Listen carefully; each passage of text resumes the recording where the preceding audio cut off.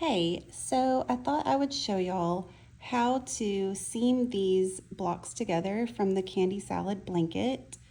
These are the moss stitch miter squares, and the reason why I thought this deserved a video is because I use whip stitch to seam them, but I couldn't find a specific video showing whip stitch on moss stitch, so I just thought this would be helpful. The reason why this tripped me up a little bit in the beginning is because you're going to be seaming one side that looks like this with these little V's, and then one side that is kind of knotty and bumpy like this every time.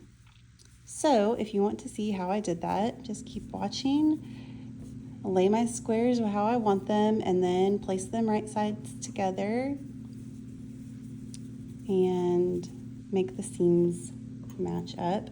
I'm going to be using this contrasting color to show y'all this, but ordinarily you would use either this color or this color to seam these together so that it will be completely hidden.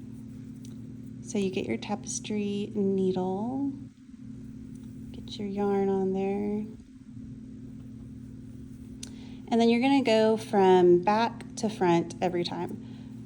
So for your first stitch, you pull this tail and you'll see this first little V right there. V's going that way. And you just go under that V, get both legs, and then your first stitch on this one will be kind of pull that tail again, and you see that hole right there in the corner. Go in there. And I'm gonna hold my tails to the back and pull through. Oh, little baby. All right, and then since this is the beginning of the row, you're gonna go through that one more time just to lock it into place.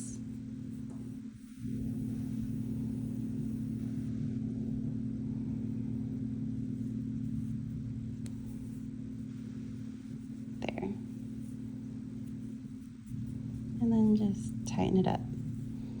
Okay, so that's the first stitch. And then you will just keep going. So that stitch is done. And then you'll move on to this next little V. You'll go under that and then find the next hole and come through that and pull through.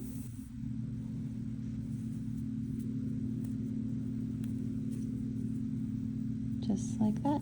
Pull it to tighten and then keep moving on. You've got the next little V.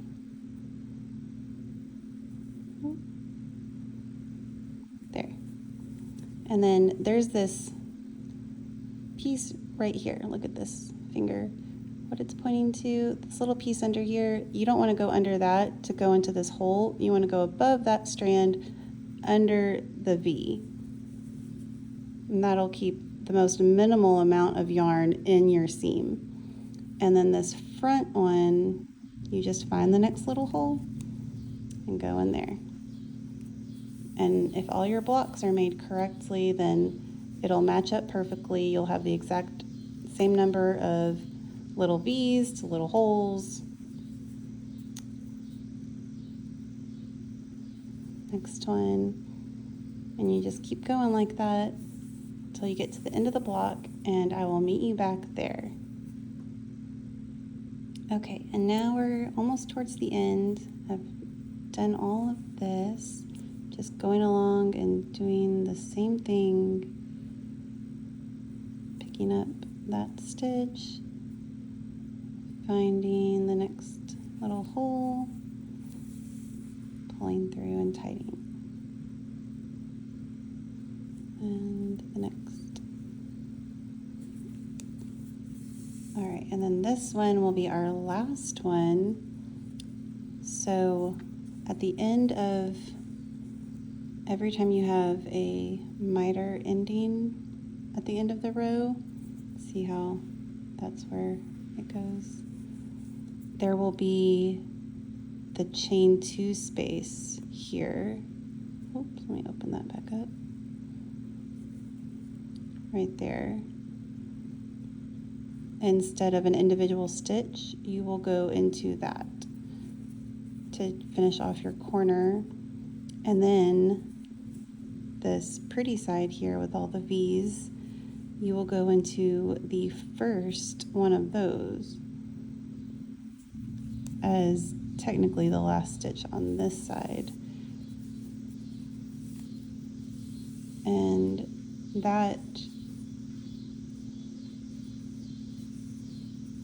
will keep your corners really tight and not gappy when you have your whole blanket put together. And then when you spread it out, you can see that even with this super contrasting color, it's not that visible. And if you're using one of these colors, it's going to be completely invisible. I mean, even the back isn't too shabby. But yeah, so that is how you seam these blocks together. And if you want to learn how to make the entire blanket, I will have the information in posts about candy salad where you can buy the pattern. Thanks.